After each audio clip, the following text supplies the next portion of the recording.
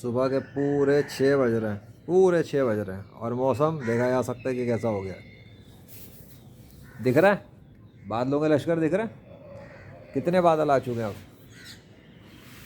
اور یہ وہ آسمان جو رات میں چمک رہا تھا ستاروں سے، اور اب بادلوں کے لشکر ہیں چاروں طرف۔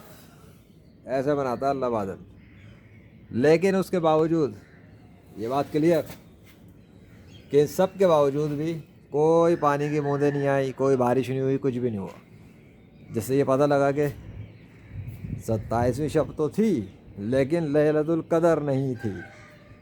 کیوں؟ اگر ہوتی تو جو نشانیاں لوگ بتاتے ہیں پھر وہ ہونا چاہیے تھا نا۔